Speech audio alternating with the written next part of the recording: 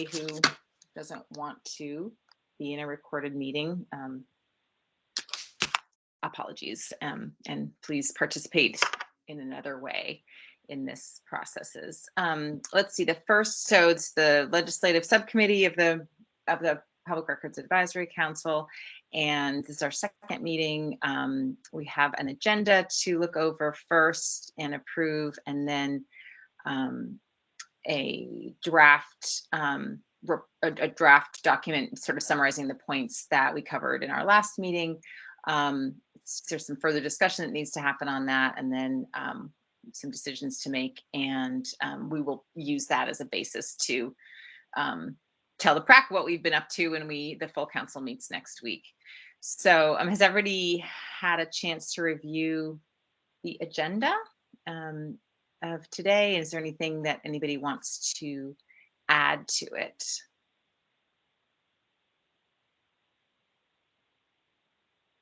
Okay, that was a double-barreled question, so not very fair, but I'm assuming yes, people have been able to look at it, and it sounds like nobody wants to add anything. So should we go ahead and approve the agenda?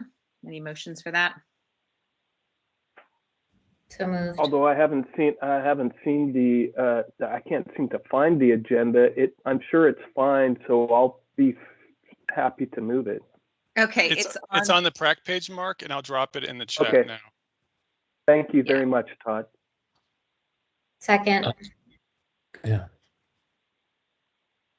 Okay, all in favor? Aye. Okay, great. I realized last time I read it out loud just to make it as fully accessible as possible, and I will run through it orally again now. We'll approve the agenda, which we've just done. We'll review this draft subcommittee report and amend various points of discussion as needed. If I've gotten anything wrong in the summaries, then that would be great. So the folks who were there last time, let's see, that was Todd and Michael, Steve, and Mark. If that draft legislative summary points from the legislative subcommittee meeting is also on the Public Records Advisory Council page attached to this scheduled meeting. So if you have a chance to look that over in case I got anything wrong and you want to fix it now, that would be great. We'll do that. We will then open discussion on the kinds of testimony and the kinds of research that we would be interested in hearing and learning about for our legislative priority, which is addressing the costs of public records and potentially the types of testimony and research that we would be interested in hearing on other issues that came up. Since it was there are people who are on this subcommittee who weren't there last time. If there's, if we want to reopen the discussion about legislative priorities, we can also certainly spend some time on that. There will be a public comment period in the middle there, so folks can comment on what they've heard or what they think we should continue to be discussing in the meeting. We did decide last time that we would like to ask the Legislative Research Office, LPRO, I think is the right acronym, to on the suggestion by Senator Thatcher, thank you very much, to see if they might be willing to help us with some of their research that we'd need. So I wanted to discuss what the parameters of that request should be, and look at the draft schedule for January through June research and testimony, potentially drafting legislation effort, and just to see if there's stuff missing, what we should put in there, see if there's pieces people are ready to try to start to pick up, like scheduling people to testify or tackling research areas themselves. And then we'll finalize this report to bring back to the full council next week. So that's the full agenda. And let's go ahead and start with the reviewing this draft subcommittee. Is there anything of the folks who were there or who've listened to the meeting since then, there's anything that needs to be amended in this that was not framed correctly or is missing?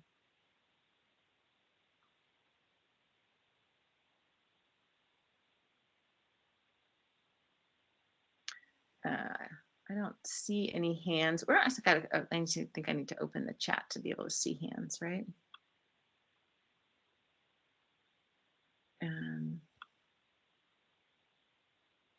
but I don't hear anybody saying anything. So we will move forward with it as it is.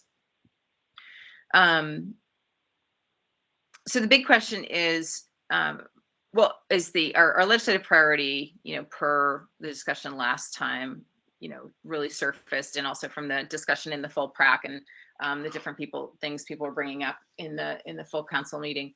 The legislative priority really that rose to the surface is looking at the costs of public records. I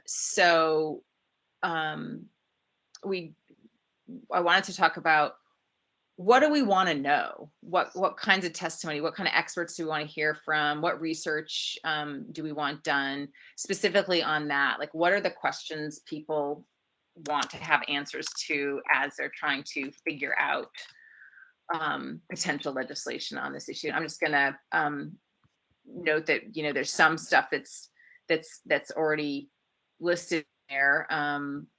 Looking at federal law, looking at the way what other state laws deal with for costs. This is way down in the plan of work part of this document, under areas of research and testimony. There's the idea of finding out how different agencies in Oregon and local governments deal with costs. So yeah, what do people have on their minds as far as things that they'd like to hear from, either specific folks or just general areas of interest, questions that they want answered? I'm going to open the floor now to anybody who wants to talk. Let's see, Todd, you've got your hand raised.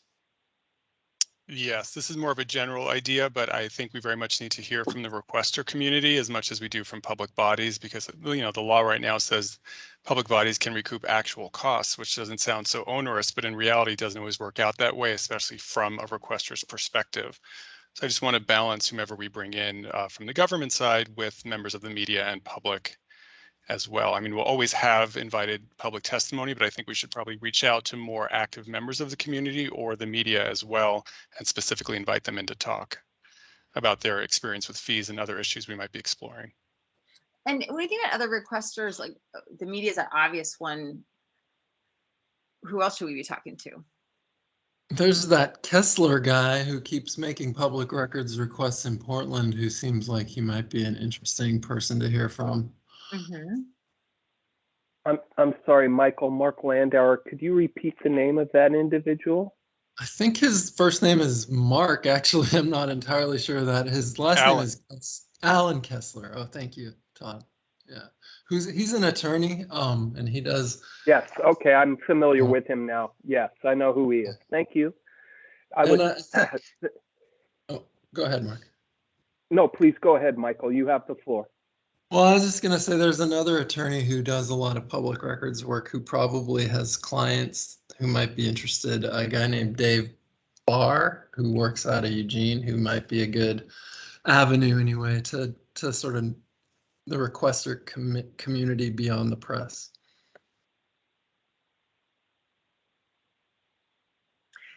Steve? I guess stepping back a bit, just in terms of like what we're hoping to answer with this invited testimony, I think I'm gonna share some questions in the chat here, just because I don't know that these questions are actually answerable in a matter of a couple months of testimony, but in the ideal world, I think these are things that we would know in terms of trying to develop solutions to who bears the cost and how do we allocate it equitably. And so I guess that's it. That would be sort of my guiding principles for who we invite. And I guess in terms of I don't know if you got it, Emily, but I shared with you and Todd before the meeting some ideas for testimony, and I think definitely having the perspective of people from other states would be ideal. If we could identify, like in the course of, I kind of was envisioning if the legislative research people are able to give us kind of a good summary of what else is out there in terms of records costs in other states, maybe we could identify 3 or 4 key provisions that are dramatically different from how we do things in Oregon, and invite people from those states in to talk about their experience with that and whether it's been a success or not. And then I guess within the state, I'm thinking we could, I don't know whether Adam's here, but I think DAS could probably be helpful as a one-stop shop to give us at least, maybe they could tackle, say, 3 of the biggest agencies and try and get at some of these key questions about their experience with costs. Like, wouldn't it be great if we could have at least one agency, even like the total number of labor hours that they put into answering public records requests in a year, or the total dollar amount, or 2 or 3 top agencies that could give us that information. And then what were the most costly 5 requests that you took in the past year? What type of requesters drove those 5 requests? Were they commercial? Were they members of the public, members of the news media? What made them so costly to respond to? And who ended up ultimately paying the cost? Was the fee waived? And are there agencies that actually take this kind of cost into account when they're making their budget requests for the biennium? And does DAS have any way of sort of accounting for statewide what state government costs are for responding to public records requests? And then beyond that, I think if it would be great to get, when we do go out to look to members of the public and also local governments, I think it'd be great to have good regional representation. So maybe if we targeted some, individuals and media organizations and local governments in the metro area, but also, get that same kind of grouping for Eastern and for Southern. And I mean, we probably don't have time to do every region of the state, but at least have some sort of dispersion like that. Those are my thoughts. Okay, great, Steve. I have a question for Todd about what we might already know about the state, but Senator Thatcher, you have your hand up. Would you like to go ahead? Oh, well, yeah, I'll just pile on with some of this. Those are good questions to pose, but also I think we need to include citizens that aren't affiliated or represented, and their perspectives, and then them trying to work their way through the system and hear what they have to say too. I think that's important. But in addition to that, I was thinking while we winnow down what information we would like from LPRO, that perhaps maybe if I could invite an LPRO representative or the one with the subject matter expertise or whatever to attend one of these meetings for just a few minutes. I know they're super swamped with the looming special session hanging out there. So I think they're probably gonna be tied up, but I just think it might be helpful for them to even maybe throw out suggestions that we haven't even thought of as to what kind of questions they answer or what their limits are, or perhaps bring out some things that we hadn't even thought of. And anyway, I just think that might be helpful if, depending on the timeline for the committee, and I don't remember what our schedule is for these committees and how it works out with the special session, but I think that could be possible. Just, bring them in for maybe half an hour and have that discussion. Great, Senator Thatcher. We do have one more meeting scheduled, and there's the full PRAC meeting next Thursday. And I think I mentioned in the draft that we're working with from now, that it's possible that the non-legislative committee may have things they would be interested in having LPRO research for them. So possibly the 9th would be an appropriate time. This subcommittee is also scheduled to meet on the 17th of December again, and then we don't meet again until January, and I believe that is January 7th, the first Friday after into the new year. So those are some pretty early dates. Would you be game to checking with LPRO and seeing if there's somebody who might want to come, and you can maybe just communicate directly with me or with Todd about getting them on the schedule? Yeah, I'll do that. I made a note. Thanks. Thank Okay, cool. And can I just also follow up on the citizens who are not affiliated? You know, it's a great point. I think just weighing in personally here, because you know, I mean, people try even to get like a crime report on themselves or something like that, and it can be very difficult. So if folks, maybe you have constituents who've called about that could be, you know, willing to testify, or as people go about their regular lives and in their circles, if people do pop up like that, it'd be great, you know, going forward, just checking if people might be interested in fact testifying, so we could get a little list together. But thanks for bringing that up. Okay, let's see. Mark, you have your hand up. Go ahead, please. Thank you. I really like these ideas about getting the reporters, as well as just Joe Citizen or Sarah Citizen to join us and share with us their experiences. I think that that's going to be very important. I'd also like to make the suggestion, and I have a name in mind. I'd also like to have an attorney or two from the government side to explain a few nuances that maybe not everybody is necessarily familiar with. And I'm going to provide an example just to illustrate the sort of the challenge, if you will, for some local governments. As you know, I represent special districts. We have 900 special districts throughout the state, all over the state, providing a whole bunch of different types of services. Usually, our districts are very small. As a matter of fact, I would suggest that over 50% of our districts have an annual budget of less than $500,000.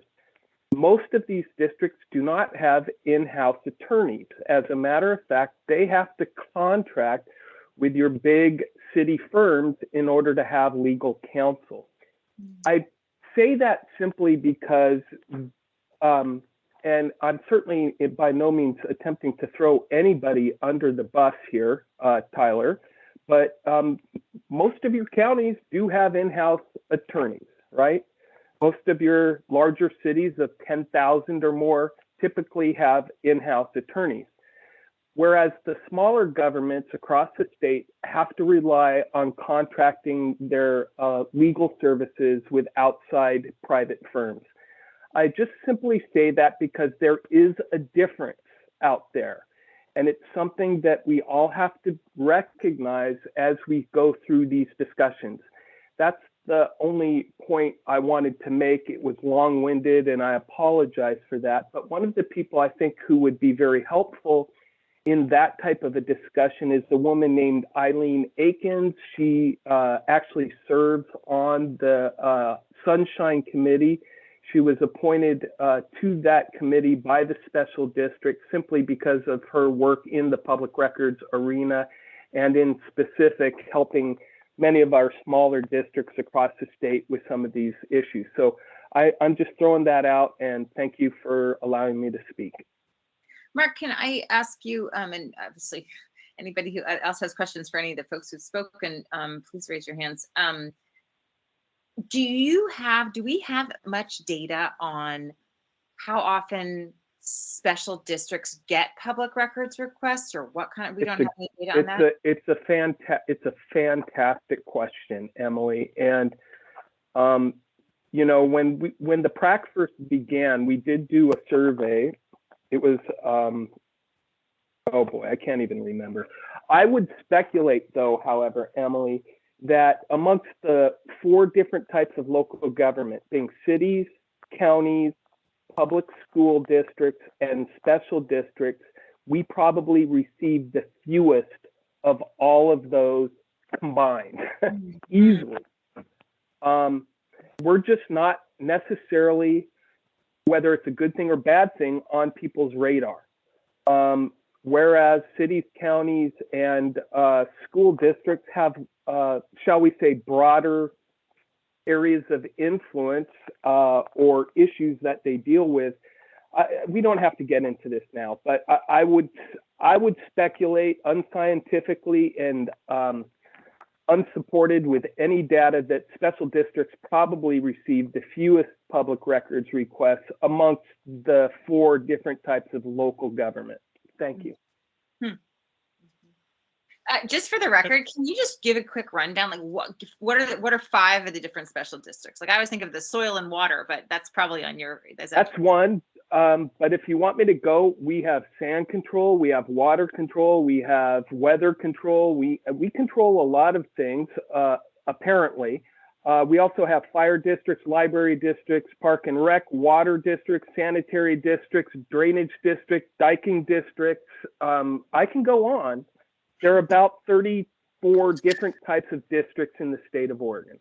Okay, well, that is very helpful for me. Thank you. I don't know, probably everyone else on the call already sounds like a good resource for public information right there. So we'll see.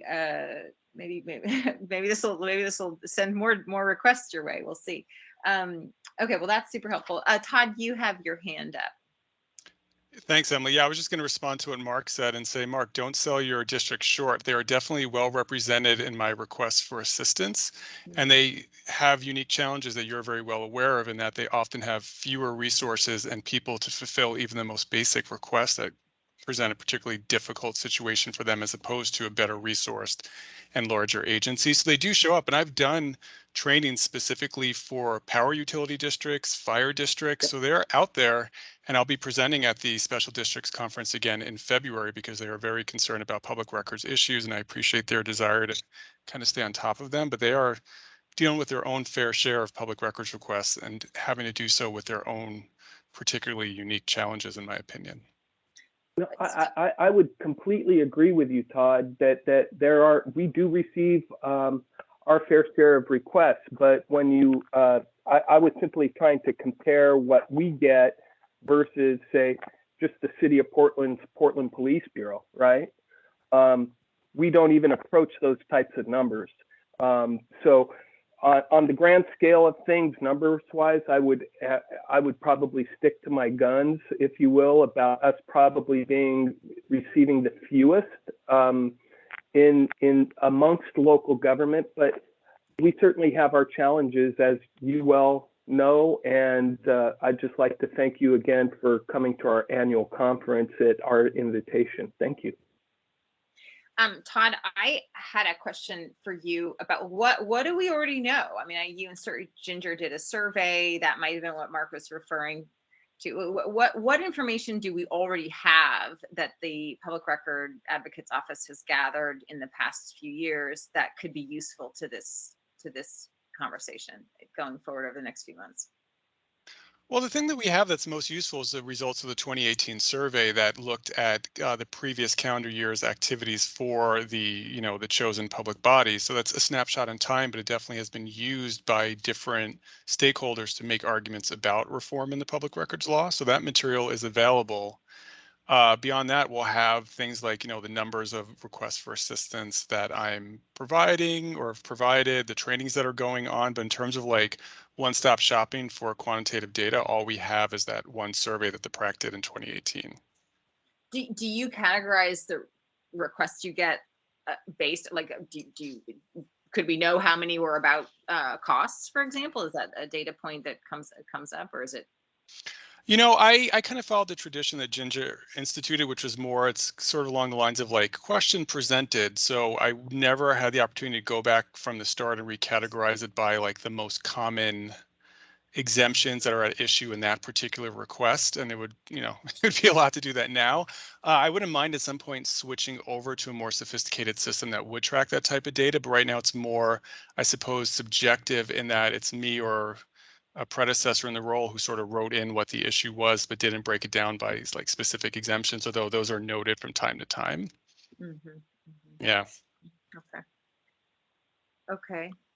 Great. Other ideas on questions you want answered, people we maybe should talk to, or types of people we should talk to, in order to gather enough information to try to tackle this issue legislatively? This is Rep Power. I know, I think NCSL was on the list of resources.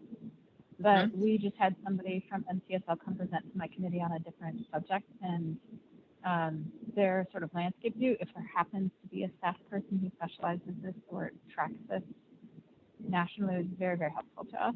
I don't know if Senator Thatcher, you're aware of any particular person off the top of your head. I'm not, who might specialize in this, but I'm happy to reach out to NCSL and find out.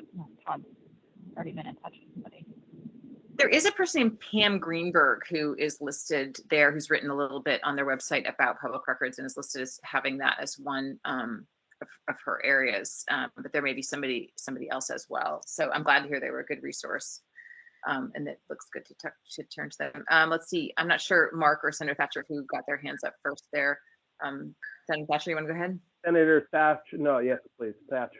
Okay. Well, I just want to make sure I'm kind of sending out a letter or email to LPRO, and the goal, I just want to make sure I'm stating the goal correctly, and that is we want to standardize the methods for government agencies in assigning costs to public records requests. I just want to make sure I get that right, phrase that correctly. How would you say it? I mean, at this point, I would say it. We are trying to research, learn. You know, I'm going to say some stuff and then other folks chime in here. We can group email for Senator Thatcher with Senator Thatcher. We're trying to learn more about how agencies both within Oregon and in other states handle costs. You know, kind of looking at those pieces that Steve, those questions that Steve mentioned. You know, maybe you don't need to list all these in your email, but what's driving the costs, who's paying the costs, are there different models that, you know, are different from what we do here in Oregon or within Oregon that, you know, may be most beneficial to, you know, sort of all participants in this, something like that. Other folks, just if you want to jump in on this specific detail to what we're asking LPRO right now, and then we'll keep going down the line of questions. Anybody else want to phrase that differently? No. But Okay, but ultimately we're trying to standardize what we do in Oregon. So we want to see what other states and how they handle it and how Oregon handles it, just generally. I don't want to get too specific. Yeah. Sorry. But the direction. Yeah, I don't know. I mean, I don't know that we would necessarily standardize. I mean, as Mark's pointed out, there's different districts, different needs. Don't know if it's a state law. Obviously, if it's a legislative thing, there would be some. I think standardized might. I don't know that. I don't feel confident that we know that that's our goal at this time. Other people may feel differently. So we're just trying to come up with what we want to do. Exactly. Yeah, I think what we're trying to do is get an understanding of the various models for recovering costs across the country. I think that we as a group then take that information and try to determine what seems most reasonable and fair, not only to the public, but also to the media and to the citizens who are also in some sense going to be paying for requests, you know, depending on how we figure this, crack this nut, who may be also paying for the production of public records. I don't think we're trying to necessarily, I don't think that there's a magic bullet here, right? If there was, we would have probably figured that one out quite some time ago. But I think what we're really trying to do is get a sense for what the various cost recovery models are that exist out there, and try to get feedback from folks as to what seems to be the most equitable and fair model that exists, and can that model be incorporated into Oregon's public records law. I don't know of a better way to say it. I'm sure there are plenty of media people who can do a much better job articulating it, but I think that that's what we're trying to do with LPRO, at least initially. I think you said that really well, Mark. Does that work, Senator Thatcher? It's perfect. Thank you. Okay, great. Steve? Yeah, I mean, I think in terms of the, right, that makes sense as a way of framing it for LPRO, like what we want them to do. If I guess if we're moving into the discussion of like, what is the LPRO specific research ask? I don't know if we're at that portion of the program, but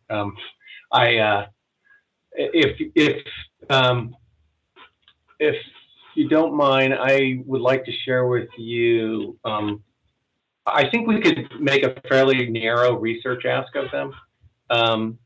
There's an organization called Reporters Committee for Freedom of the Press, which obviously is an advocacy organization with its own perspective, but they have compiled a resource called the Open Government Guide that includes case law and statute for all 50 states plus the District of Columbia, all their provisions for public records law, including fees.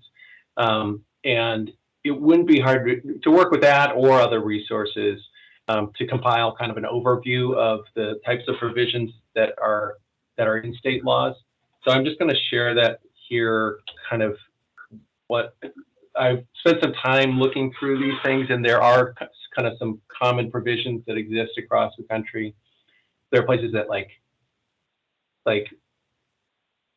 allow for recovering money for search and retrieval of records. They are those that prohibit collecting money for that purpose. There are some places that even like will require certain types of imposition of fees. So if LPRO did nothing else but to tabulate all these provisions and sort of give the lay of the land of which states do what, I think that would be really valuable, at least for my understanding. Yeah, that resource, thank you, Steve. That resource is on this draft summary points from the legislative subcommittee meeting as one possible resource. And and Muckrock has another one that looks at costs as well. So that those would be things we could share with LPRO, as starting points. It does make me wonder though, Steve, like, I mean, I wonder if the Reporters Committee if the Reporters Committee has somebody who, has looked at like what the done that tabulation, maybe that would be the sort of a first phone call to find out if because then maybe LPRO could do something else. Yeah, I mean, I think the way they have it listed on their website is a little more free, and the service that LPRO could perform is to sort of take it to the next level and drill down on like these narrow provisions. Yeah. Yeah. It was a great resource. One question I can just are we Mark, yeah. I'm sorry, Emily, are we still working on trying to determine what we want LPRO to do? Because the other thing that strikes me is there has been quite a bit of talk about the Federal Freedom of Information Act and possibly mirroring something like that. I think it would be helpful if LPRO possibly, or alternatively, if we were to have somebody come in and talk to us about FOIA. And, I think that it's going to be very important for us not only to look at what the various states are doing, but there seems to be an interest in pursuing a model similar to FOIA. And admittedly, I think that we all could use a little bit of a crash course, I certainly could, on FOIA, the requirements, and some of the upsides and downsides of that potential model as well. Okay, great. Todd, you've got your hand up. Well, Mark echoed something I was about to say, which is that the government, OGIS, the Office of Government Information Services at the federal level, actually operates a FOIA mediation program where they assist federal public bodies with public records disputes and like just fulfilling public records requests. So one, I think it would be ideal if we could get someone from that office to maybe explain FOIA and its fee levels to us.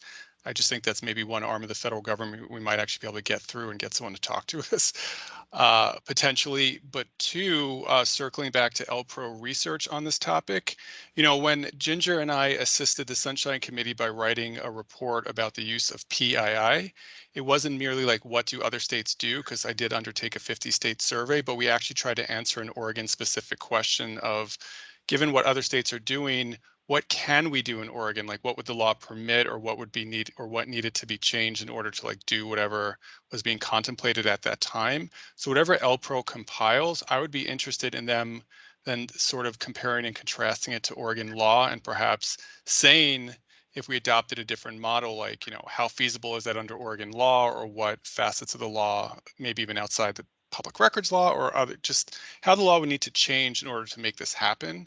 Because, for instance, I think one of the questions we tried to answer was, can conditionally exempt information be restricted for like further usage after it's given out, with that condition being satisfied in Oregon? Can there be some covenant that would prevent a requester from then passing it on for additional usage?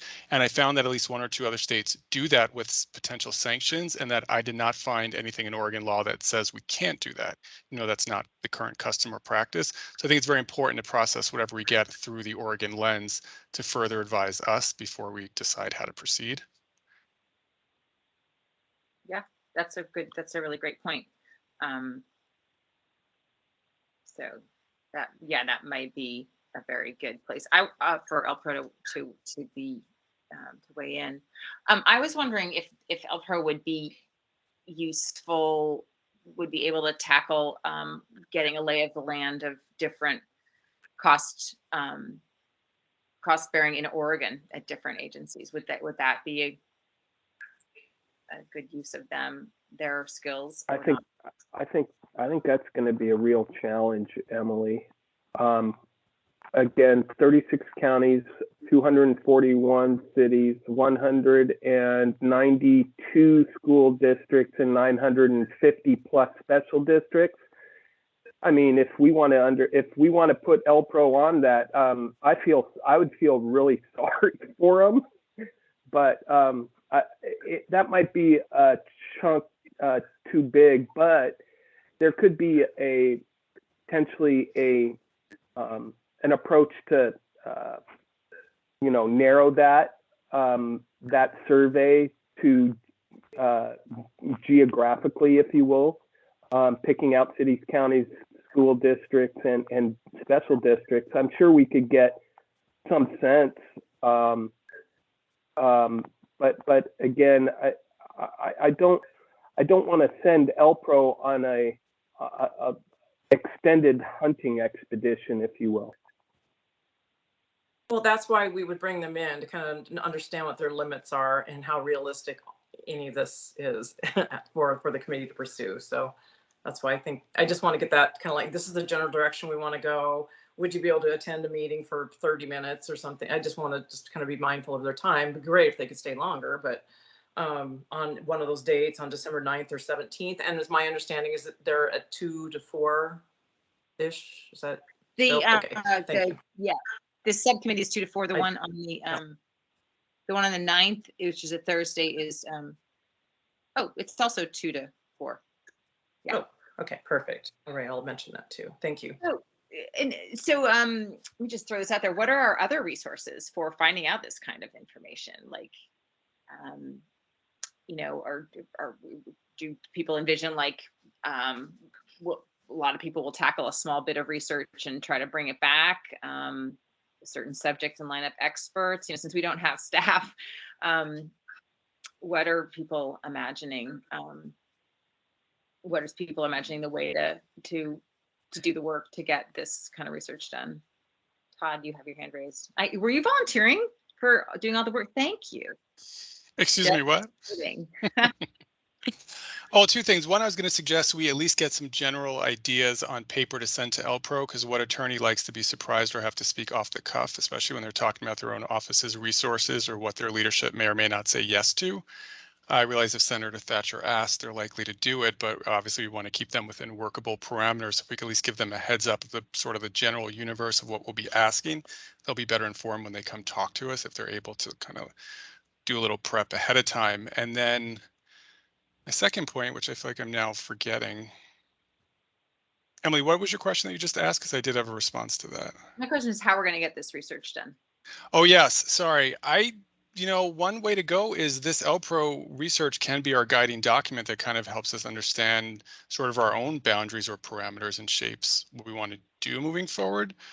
But so we could wait and sort of build off that, or we could just start gathering information about the current experiences of public bodies at the state and local level to sort of compare and contrast with what we get from LPRO. Where are the issues and how does the law shape up against them? So I would recommend getting the LPRO research going and start inviting guests in to talk to us about their own public records practices from the government and the requester side.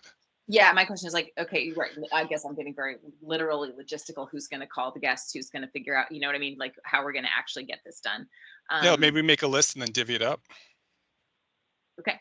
Yeah, that's definitely one approach that will probably work well since we don't have staff. But just yes, if anybody else has ideas on that. Steve, I think you had your hand up, but you took it down. Did you want to say something? No. Okay. Okay, so we've bounced around a little bit. Are there? I just want to make sure there's, as we move into this discussion of how to get the work done. Like, what are there other, are there other areas of questions asked or experts or types of experts that we'd like to hear from? Anybody? I want to open it up to the public for a minute to comment on that as well. But first, for people on the committee, are there more things that haven't, more types of information that haven't come up that you'd like to know, as we're moving forward to try to potentially draft legislation? We've mentioned the FOIA, the federal, how it works. We've mentioned what different agencies around the state. We've mentioned the requester community of all sorts, from individual people to lawyers to nobody brought up advocacy groups particularly, but it did remind me that environmental groups and also groups concerned about police behavior are often public records requesters. And we've talked about, yeah, those are the major ones. Anybody else? And then Steve had this really excellent list of questions. Anybody else have stuff to contribute on that piece right now of types of experts to hear from? Or questions that you would like answered? This is Mark. Quick question for those of you in the media. Are there sort of any national experts from your industry that pay real close attention to this? I mean, I would imagine that there is, but is there somebody who can also potentially come and talk to us about their sort of, I don't know, mindset towards various approaches, if they are in fact familiar? There's got to be some type of an expert out there, right? I mean, I find that there's an expert for just about everything. There's got to be one for this particular policy area. I'd be just fascinated by their sort of view as well. I think it would be helpful. I don't know who that person is and whether they exist. I just can't imagine that they wouldn't. Yeah, I mean, there's the challenge of any of this comes when there's 50 states and there's 50 different laws, and there is probably somebody, I would guess more of an academic than a specific lawyer, but it may also be that we get it down to a couple states that have interesting, approaches, and then we find the people in those states who know those states very well. The University of Oregon has a pretty darn good journalism. I'm sorry. You know, the University of Oregon has what I've been told is a pretty darn good journalism school. There's got to be somebody there who's familiar with this topic, I would imagine, right? I'm throwing spitballs at the wall here, I realize, but I really am interested in sort of getting a more global look from the media on this topic, if that person exists, right? Yeah. I'm sure there's some appropriate people. That's a great type of expert. Let's see, Todd, you have your hand up. Yeah, a few things. Brent Walth, I think that's his last name, is on the Sunshine Committee, and he's a U of O journalism professor. Yeah. So I think he would be ideal. There was a suggestion in the chat of the Oregon Association of Municipal Recorders. I was going to suggest them as well when we started listing people out, because they are a great collaborative of municipal recorders throughout Oregon. They are very active. They meet regularly. I try to attend as many of their meetings as I can, and they're very concerned about transparency and public records disclosure, and would be an amazing resource, I think, at the city level. And the other thing I just wanted to say also in terms of like what we should be looking for when we speak to any of these individuals, especially, well, particularly public bodies, in addition to Steve's questions, which I think drill down really well into the nitty gritty of processing public records requests and sort of the type of requests they see, is also staffing levels devoted to public records requests, because often a lot of public employees, that's only part of their FTE, not the whole thing. So it'd be nice to know sort of where that lands, because that's a budgeting funding issue that can be addressed by each public body, but also what sort of technology they have in place for processing public records requests, and if and how they track their requests over time as well. Because some of our suggestions might be technological in nature. Yeah, for addressing costs. Great questions. Questions or expert types that people would like to hear from? I see in the chat from Linda Galezi, MRSC,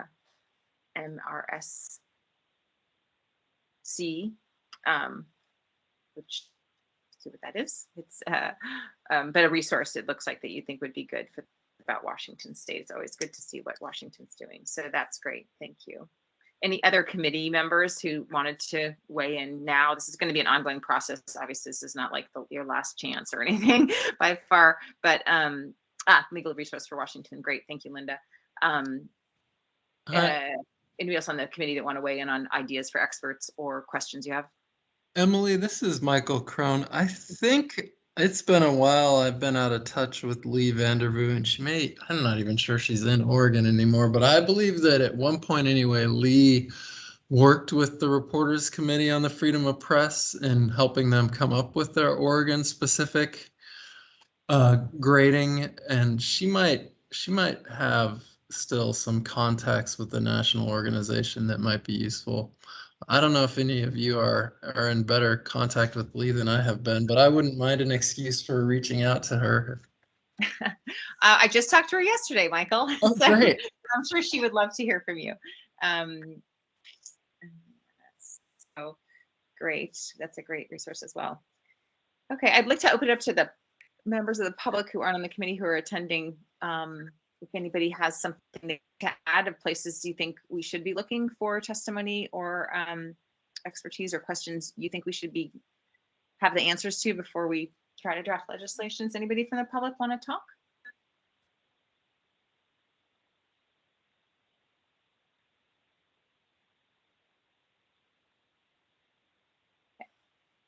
Okay.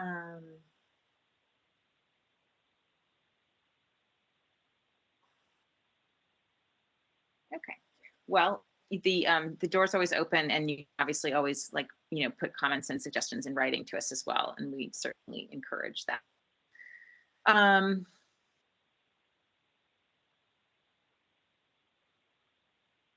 So just looking back at the agenda, we've kind of skipped around between items 3 and 5, and just did 4, looking for public comment.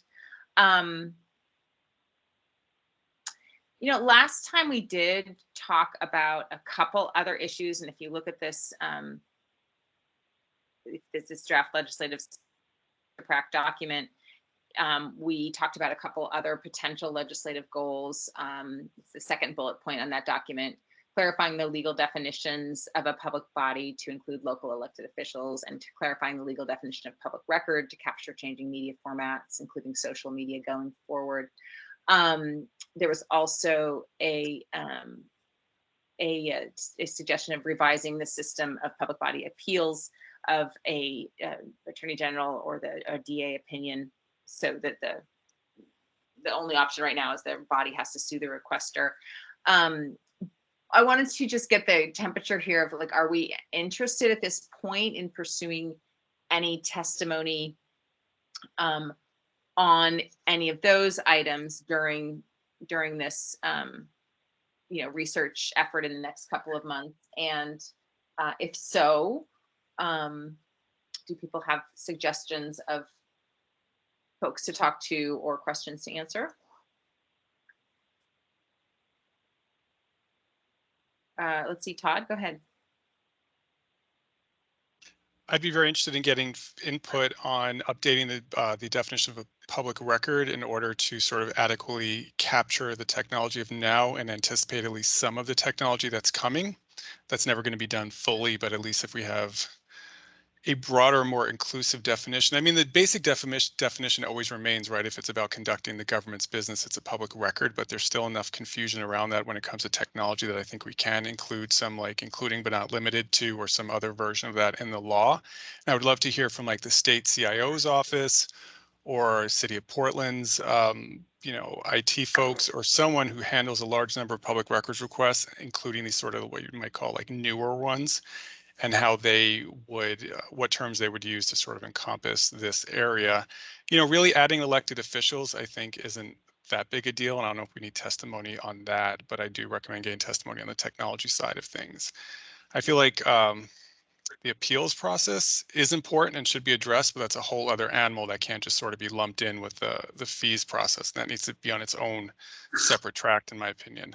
Mm-hmm. Okay. Other people's thoughts? Let's see. Mark, you have your hand up, and then yeah, I actually have a question about our agenda, Emily. I'm sorry. I want to check with you. Have we done item number 5? Well, let me look back at the agenda, and we haven't decided the parameters of the request to the LPRO, but go ahead.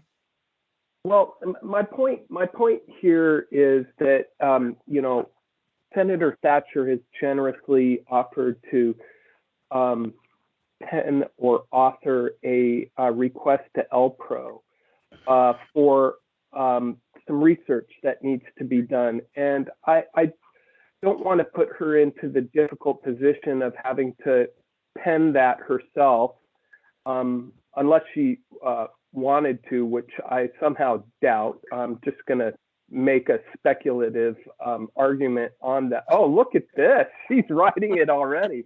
Well, I'm busy. I've been listening, Well, my point is that I want to be sure that we get a letter into LPRO in a timely manner. It sounds as though Senator Thatcher is 3 furlongs ahead of me for horse racing vernacular.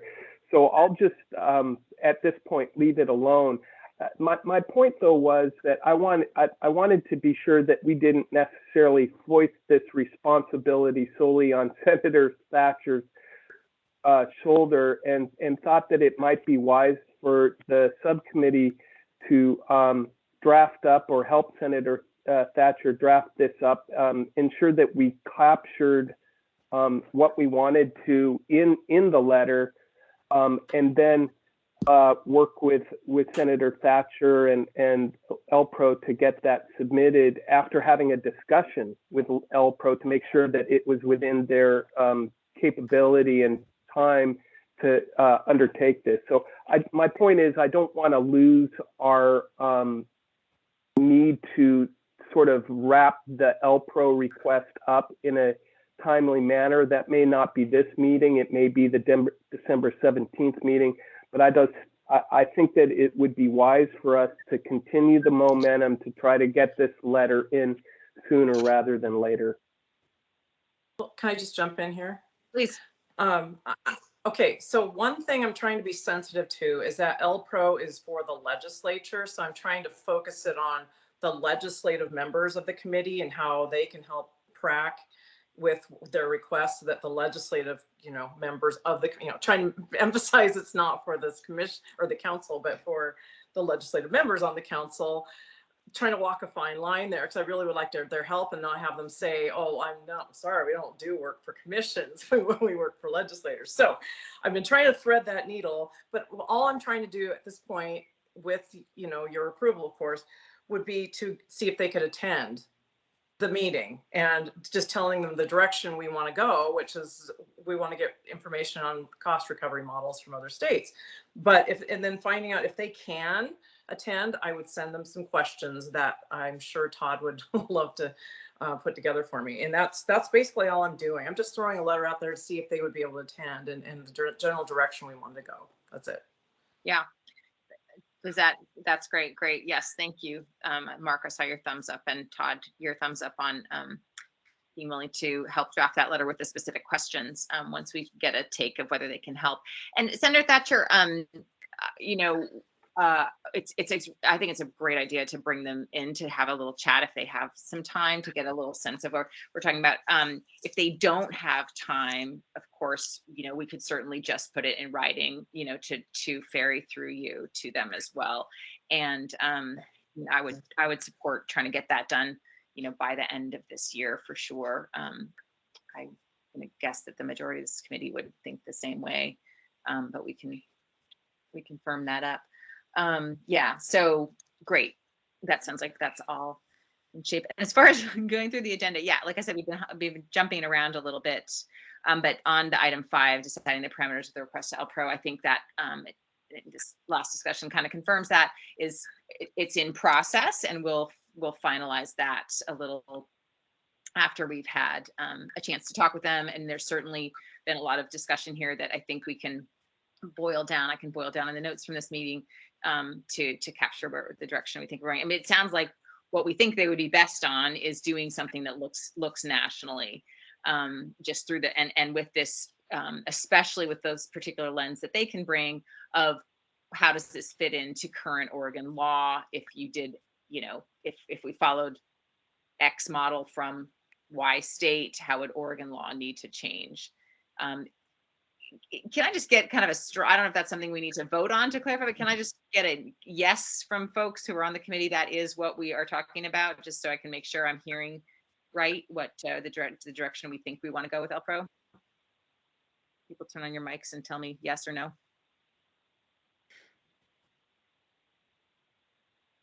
Okay, I see a couple. I can't see everybody, you guys. I don't know how to do this. Yes. In Teams. I can see 4 people.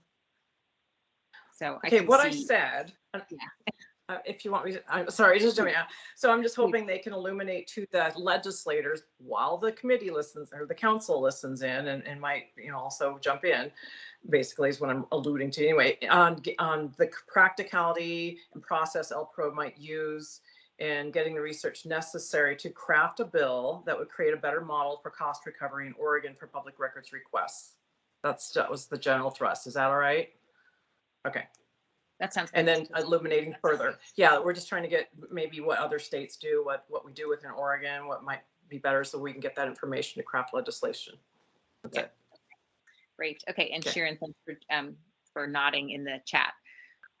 Okay, super. Thank you very much, Senator Thatcher. Did anybody else want to say anything about these other couple potential legislative goals that we had discussed in the last meeting? Did anybody else want to say anything about whether you want to hear testimony about them or you don't want to hear testimony about them? This is Michael. I guess I will say that I think we're biting off a big project with fees, and my own view is that we should at least see what that looks like before we spread ourselves much thinner, but I don't know. I tend to agree with Michael's assessment. When you say that, do you think Are you thinking specifically just about anything else, or because I think Todd had suggested this idea of clarifying what a public record is, you know, to include technological advances, maybe something fairly straightforward, like a one-off or a half a meeting testimony. Like, does that, or should we just leave it all? I see Sharon in the chat is saying agreeing with what you said, Michael Crone. And then, so it's even that narrow thing, people are thinking, let's not go down that road. Let's really stay focused on records, on costs. If I may, Emily, my recollection was, and we did sort of touch on this during our last meeting. It seemed like the technological issue was sort of a low-hanging piece of fruit, if I recall the vernacular that we were using, and that we had a discussion about whether or not that could be combined with a fee bill or done separately. I think what we need to do, and you know, taking sort of the lead from the consensus of this subcommittee, was we need to tackle the fees issue first and foremost. I think we all largely agreed to that approach, knowing that there remained a few low-hanging pieces of fruit, like the technology issue, that could easily potentially be incorporated into a fee bill, or alternatively done separately. I don't think we're going to need a great deal of time and research for the technology part that Todd is referring to. Honestly, it may be a very short discussion that we're all comfortable with and move forward. So I don't think that we need to necessarily bog ourselves down too much at this point with that particular topic. I think we really need to put most of our eggs in the fee basket.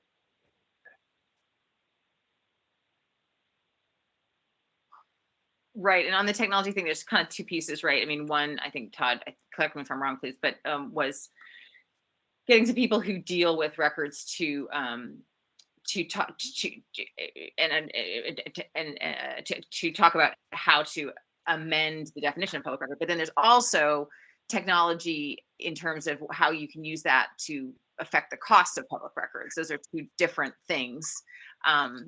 And I think we do want to spend some time, Mark, I hope I'm understanding you correctly, to delve into that latter piece, like how can technology affect costs, right? I think that transparency by design is a big topic that will take time.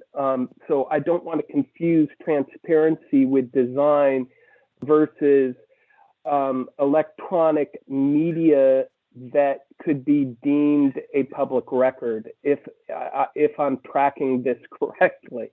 So, and I believe that I am tracking it correctly. So incorporating, for example, Twitter into the definition of a public record, if it's being used by a public official, you know, I don't see why that's going to be terribly controversial, at least from my membership. Whereas a transparency by design is a much larger and still sort of, in my mind, nebulous topic that I'm eager to learn more about. And I'm just not, I think that transparency by design is a more challenging topic that's going to take time to evolve, and we won't necessarily see the fruits of that labor for some time, but I think it's an important topic that we take up. I just don't think that we're necessarily going to solve the transparency by design as nearly as quickly as the other types of electronic forms that should be included in the definition of what a public record is. Right, and if I'm hearing you right, if I'm hearing you right, is this the second part, like the definition of an electronics, clarifying the definition of record? You're feeling like that's not something we shouldn't be dealing with. Too easy. Okay, Steve, you've got your hands up. Oh, sorry. No, I do think we need to deal with it, because I think Todd correctly points out that there are a few shortcomings with the current statute. those shortcomings, I think, are probably easily resolved and won't take a great deal of time, research, and effort to come to an agreement on. Whereas transparency by design is a much larger, all-encompassing topic that will, I think, take some education on the part of at least myself, and I'm sure others, to really fully understand what is being discussed. I think I have a general idea of it, but how do we accomplish that? How do we incent government to design their information systems in a manner that can be easily accessible by the public? I think that those are much bigger issues than fiddling with the definition of what a public record is. Steve? Thank you, Mark.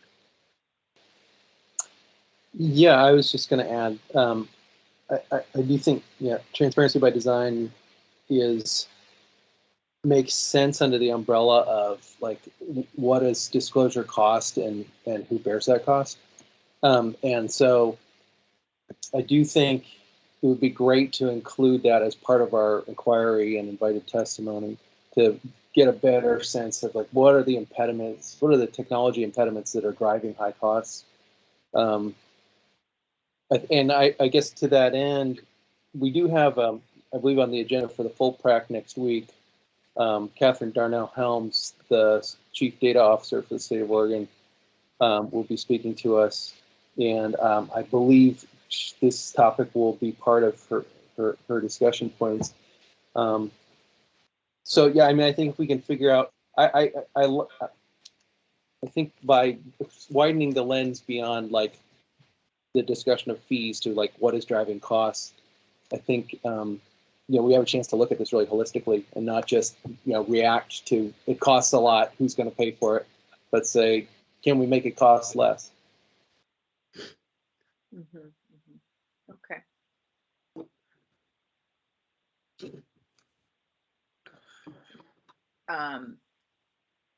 So what I think I'm hearing is not a real necessity to spend much time gathering testimony or doing research on redefining a public record or expanding the definition, clarifying the definition of public record, but it may be something to keep in mind as we're drafting this bill to also include that, but a great interest in making sure to include technology that can affect the costs of keeping and providing and accessing public records as part of this research and testimony.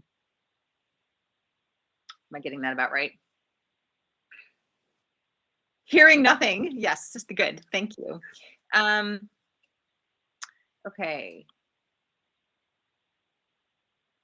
Looking at the agenda, I think we've had a pretty good discussion on the kinds of testimony and research that we want to do on the records costs, and also the potentially other issues. We just delved into that specifically. And we have made the necessary clarifications about what we're asking LPRO, what Senator Thatcher is kindly asking LPRO now, and we'll continue on that before the end of the year. Is there anything else people want to talk about in those two realms? I feel like we've had a pretty good discussion, but I don't want to shut the door before someone's had a chance to speak or respond to something they've heard during this discussion. Okay. Then looking at item 6, deciding other work for this, sort of outlined as a 6-month research effort, including a potential draft schedule and work contributions of other members. Back to this question of like, how are we going to get this done? It would be great to get a sense of like what people think they can do, what people think they can contribute as far as, like volunteering to find 3 people to testify about transparency by design, or, find individuals who, or advocacy groups. This is a volunteer committee, and I'm not really sure how to go about requesting work and, requesting, assigning, taking volunteers on, but I could sketch out what needs to be done. We could say what we each think we can contribute. People with greater experience on getting, research work done on volunteer committees have some insight into how we should go about doing this. Senator Thatcher? Okay, not on that topic, but on the fact, I would like to, I don't have any great ideas on how to assign this out, but what I was wondering is, what is the timeline? You said transparency by design, and earlier we were also talking about getting people to testify in the public records process and navigation of that. And it would be nice to know, if we were going to be finding these people, what kind of timeline we're talking about. Do we have a scheduled meeting set up for this, or an idea of a period of time we would be setting up for this, so that we could also pass that information on? Yes. My vision is, and this isn't something we've hammered out per se in the subcommittee, but we've set the schedule for meeting every 3 weeks. And we did discuss last time a little bit of how to use those meetings as testimony gathering, research sharing meetings. So this process between January and June, we would be spending that period learning about costs, who's affected by them, how they're picked up, what drives them, all these questions about like what technology solutions, like what technology role technology may or not play in it. So those 2 big buckets of things that may affect legislation down the road, attempting to address costs in public records. We'd spend the next 6 months looking at that. Toward the end, and I welcome comments from people who've done this before, because I'm just trying to apply basically pragmatism to this, not necessarily any direct experience, but spend the 6 months of meetings doing that. And then as we learn more, start to draft legislation. I know that we would need some kind of draft stuff together in the fall. So eventually, May or June, we would start to assign that out, somebody to start to put some legislation together, vetting it with other constituents through the summer and early fall. And then ideally we would, if we can, have a concept together next fall before the full session. Okay, so to clarify on that question, so if we asked a person to come testify, we would just say, one of the meetings that we're having every 3 weeks during 2 and 4, that's basically what, and then we would just let Todd know that we have somebody that's willing to come in and talk to us, and we can just get on the agenda. Is that or you, Emily, whoever? I'm just wondering what the process is. Yeah, that's also what I'm trying to figure out. Obviously not everybody may be able to make those, if we're looking for a national expert, for example, they might not be able to make Fridays between 2 and 4, on Pacific time, right? So we may need some flexibility in there. Ideally, it would be great to maybe, and this is the kind of question I'm asking. There's I think we have an idea now of the kinds of people we want to talk to, and yes, we want to plug them in. So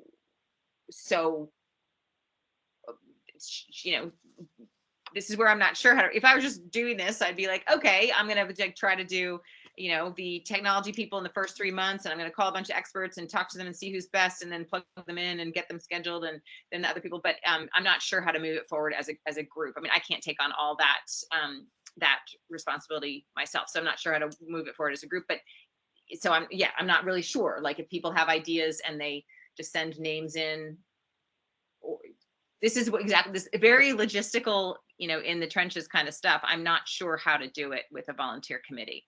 I see Steve has his hand. Certainly, Senator Thatcher, if you have ideas of people that you think would be good to testify, you can definitely just email me or Todd. But I don't know if there should be a master calendaring or how to do that. So let me see if somebody has a good idea. Steve has your hand up. Somebody else did too, but I think they put it down. So Steve, go ahead. Yeah, I don't know if I have a solution, but I do have kind of a project management issue to raise. I think I count 12 meetings between January 7th and September 1st. And if I understand correctly, our goal is to have legislation or legislative concepts to submit to LC by September.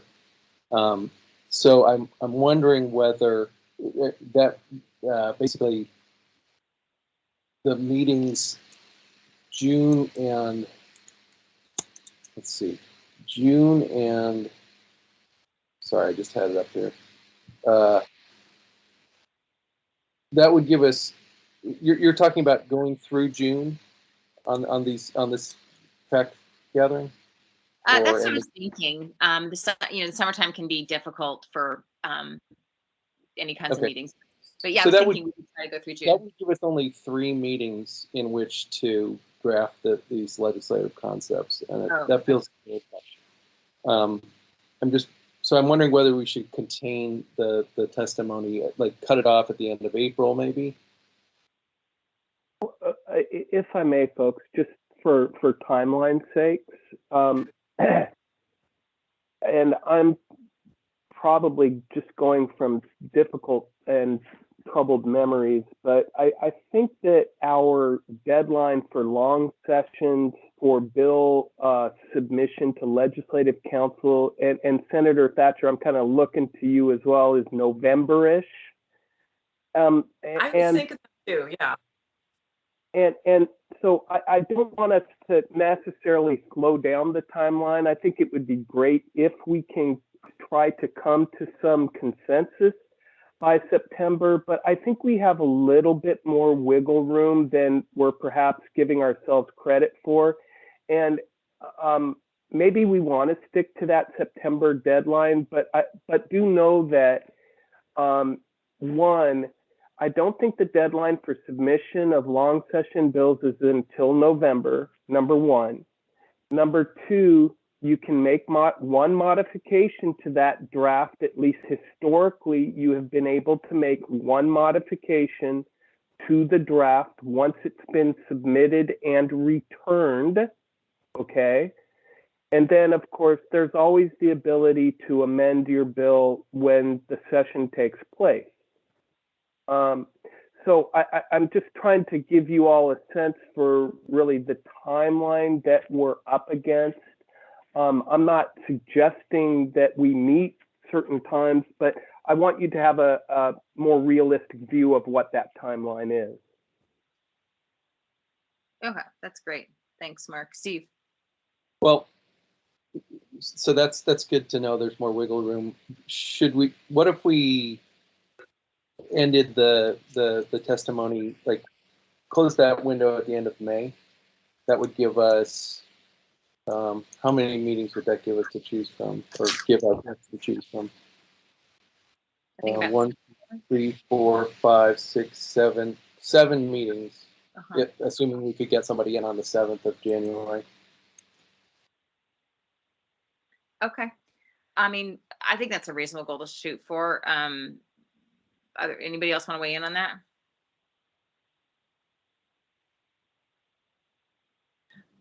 I think it's a good idea. Maybe we should come up with a rough critical path schedule, if you will. Yeah. Instead of just topically, maybe just lay it out, rough draft, how we would want this to proceed. I was thinking we could potentially, folks who have certain areas of interest or expertise might take on, and there might be more than one person who lands in a certain area of expertise, might take on getting, testimony. For example, I could contribute finding advocacy groups or media folks, maybe the kind of person that Mark suggested from the Reporters Committee. And just making, we can make some initial contacts, seeing if people are finding the right people. And then, so I'm imagining potentially, with all the folks on the committee kind of dividing it up by an area they feel like they have some thread to start with, as far as finding experts or finding studies or finding people to testify, and doing a little research on their own, coming back with like who they would like to have, and then calendaring that out. So that we can, I think from my perspective, it would be ideal if we didn't hop and skip and jump all over the place as far as testimony. Like we didn't talk about, costs and then technology, and then the next time a different aspect of cost and a different aspect of technology, so that we could kind of get our heads into the information a little bit better.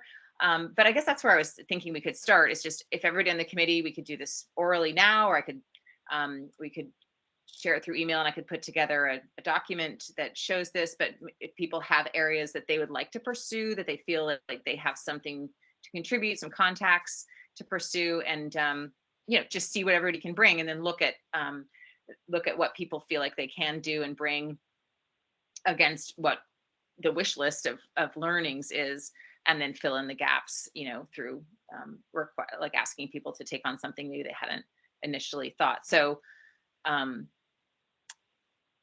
does that seem like a good place to start? Just like, can people come up with what you want to bring to the committee, what you want to pursue as far as bringing testimony or research back to the committee?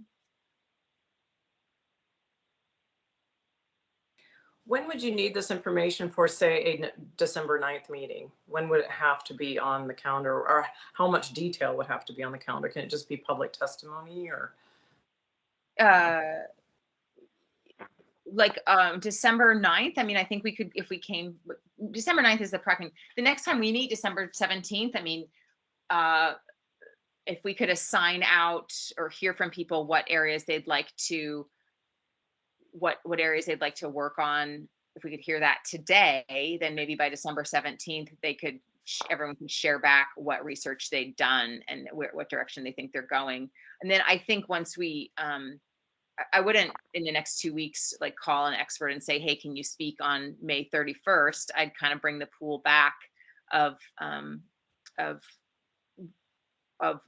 who has surfaced as the people that folks would like to target to bring in specific individuals, and then try to calendar stuff out from there.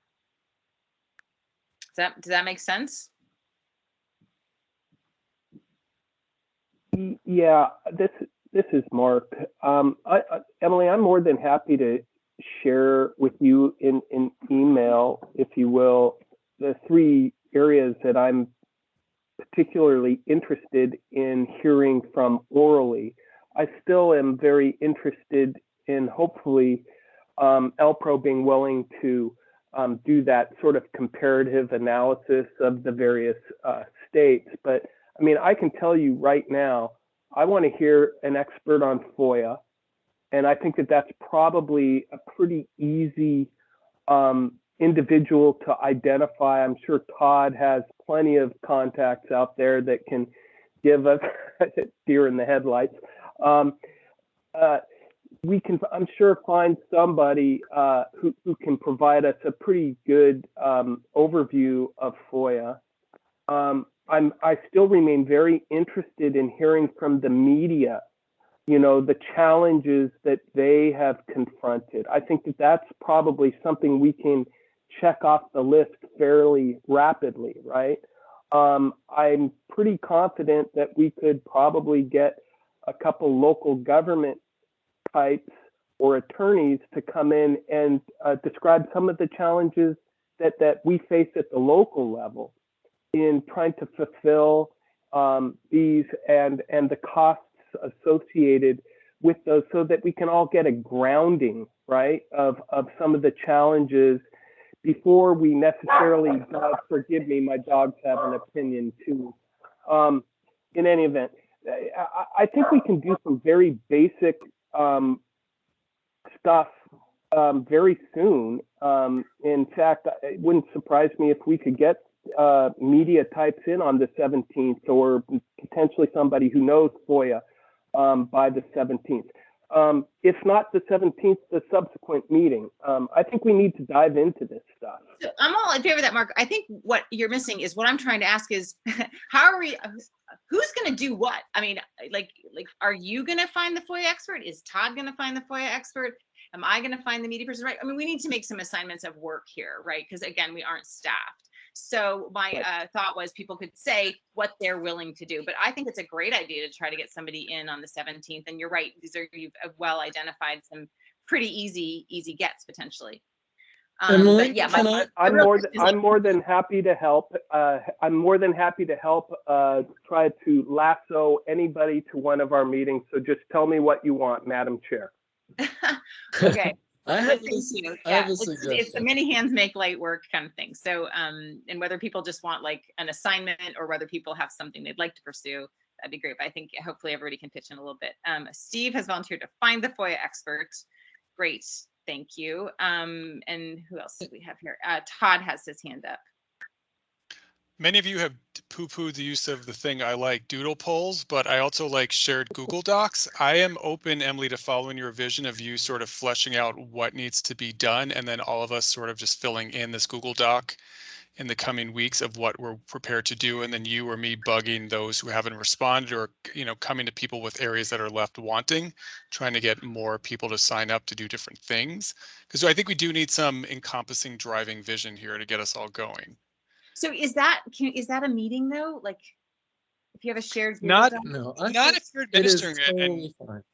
yeah, if you're either you or me are solely administering it and other people are just adding to it without kind of interacting with each other about it, obviously they'll see what other people have filled in, but I think we're fine, like Michael said. Okay. I think that's a good version of what I was going to say, which is I think it would just help to see this list in writing and to have people sort of volunteer to take things off. And then if you are missing volunteers, like I think it's fine for you to send an email to the group of us and say, I still need someone to volunteer to rope these people into our meeting. And I think the Google Doc is maybe just a more efficient way of doing that. But I think rather than trying to like hash it out right now, it would help all of us to just see it in writing and sign up like it's a list of what dish you're gonna bring to the party. Okay, that's right. The potluck of panelists. Great. Okay. Well, I think that I like that way of working. I like a little time to think and also to see things written down. So let's plan on that, and I will do a Google document and share it with Todd. And between the two of us, we'll figure out who can administer it and who will prod. I'm just taking some notes on what's in the chat so we don't lose it. Is there, not to get too bureaucratic about this, but is there like does the state of Oregon have a Google Enterprise account or something? Good point. It doesn't get kind of caught up in Right. your Google account becoming a public records repository? That is a good question. I don't know the answer, but I could look into it. Okay. If not, I can start a new Google account with just my my Public Records Advisory Council email. But thank you, Todd. We'll circle back on that. Okay, so let's. Oh, Emily, actually, sorry, you just brought up something that I was going to discuss at the larger PRAC meeting. So apparently the Secretary of State hosts us technologically, and they've been like through at least 2 migrations since the PRAC started. And actually, unless you have a state issued device, I just learned this the other day, you can no longer use your state issued email address. Oh, okay. And honestly, I didn't think anyone was using it anyway, so it didn't seem like a big deal. And this only came up because our new member, and how did I just forget her name? Sorry, yeah, Shasta, of course, was asking for one, so I was trying to get her one, and that turns out to be the new answer since some recent migration. So actually, you won't be able to use your state issued email address anymore, and there doesn't seem to be a solution or answer to it for the time being. Just FYI, since you brought it up. Okay. Okay. I'm Thanks. Yeah, outraged. I was hoping to start using that, but okay. Well, let's see. Back to the agenda. Item 6 was deciding other work for this research effort, which I think we just have found a solution to figure out how to move forward on that. And then our last item today was to finalize this report back to the PRAC. I'm just going to look through it right now and say what I think my understanding is from this meeting are things that I should amend before sharing it back with the PRAC. And if people want to follow along and jump in afterwards with corrections and clarifications. Looking at the first bullet point, costs being our legislative priority, aiming for next year, and talking about the framing, I think that is solid. same, nothing's changed today. Other potential legislative goals. I think, we can tell them that we discussed this, but the second one, revise the system of public body appeals, we are not going to pursue as a legislative goal. And the first one about the public record and public body, we're gonna look for an opportunity to take that up. It doesn't seem like we're not going to actively seek testimony on it, except we may seek, or let me clarify, we may seek, we'll hash this out in the Google document or whatever document is, but we may seek testimony from like 1 or 2 people about that, if there's time. And Todd's got the people he wants us all to listen to. On the plan of work, I will amend that to talk about taking testimony, starting December 17th through the end of May, and when we drafting the bill with more elbow room into November. That's those first 3 bullet points under the plan of work. And Emily, yeah, go ahead. I think you want June through October probably for the drafting. It has to be ready by November. Okay, great. Yeah, and I guess drafting is also like a lot of coalition building there, right? Talking to members about their participation and stuff like that, their concerns and interests. And then in this last area of research and testimony, I think I will just update this to reflect all the specific things we've heard today, and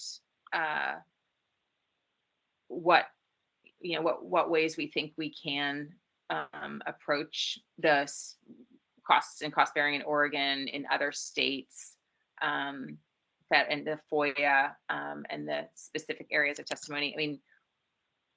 That'll be a work in progress, but I can put in, what we're pursuing. And then maybe we will hear from the LPRO person at the PRAC meeting next week. So I can amend that last bullet point to reflect, that we're going to finalize our request to them, hopefully after we've heard from them a bit, but right now would be waiting to hear back from them via Senator Thatcher.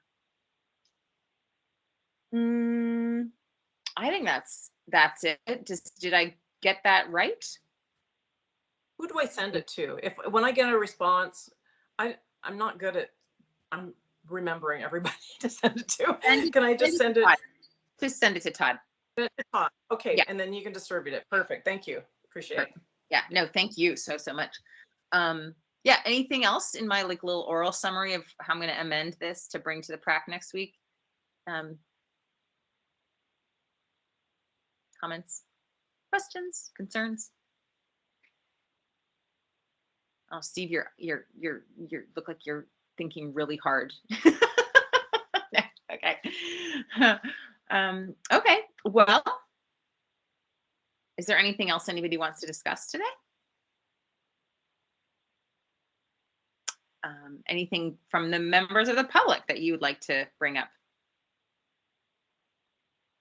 Thanks for letting me sit in, folks. I really appreciate it. Welcome aboard.